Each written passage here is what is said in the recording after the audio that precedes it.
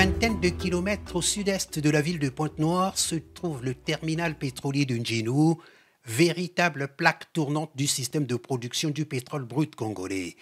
À proximité du terminal, il y a la centrale électrique à gaz, une infrastructure énergétique importante pour le pays, confiée à une société turque, Aksa Energy Company, avec la mission de réhabiliter les deux turbines de 25 MW chacune et de procéder à l'extension de la centrale pour renforcer sa capacité d'exploitation. Aujourd'hui, la première turbine réhabilitée attend d'être mise en service.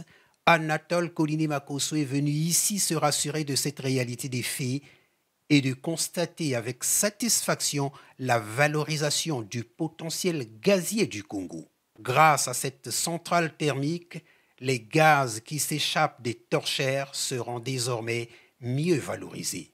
Deuxième étape de sa visite de terrain ce lundi matin à Pointe-Noire, le pont sur la rivière Louémé au village Loulombi, un pont métallique d'une trentaine de mètres de long, très bénéfique pour les populations environnantes, construit par la société Wingway, une entreprise intégrée dans le secteur de l'énergie et engagée dans le développement des activités de recherche, de production et de commercialisation du pétrole.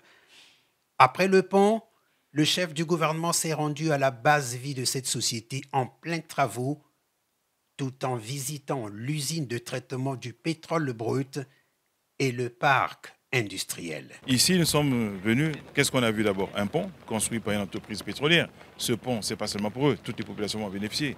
Qu'est-ce qu'on a vu d'autre? Une route avec d'énormes remblais. Ça va bénéficier aussi aux populations. Et nous avons vu ici le site qui va désormais servir de centre d'hébergement des travailleurs de Winois. Et c'est important que j'en parle. Nous avons obtenu du gouvernement qui construise ce centre d'hébergement qui va être très moderne, 400 chambres modernes. On a visité, on est entré, on a vu. Et il y aura tout ce qu'il faut, des conditions de nutrition, de sport, de détente, tout ce qu'il faut. Donc les Congolais seront ici traités de façon moderne. C'est important d'en parler.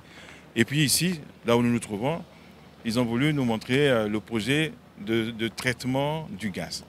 À partir du gaz, nous pouvons faire plusieurs choses. Un, produire l'électricité, notamment fournir le gaz à CED de AXA pour qu'ils puissent passer à 100 MW. 2, en produire sur place pour leurs besoins, mais aussi pour les populations. 3, produire le GPL, donc le butane dont on a besoin dans les maisons. Ils vont l'embouteiller ici.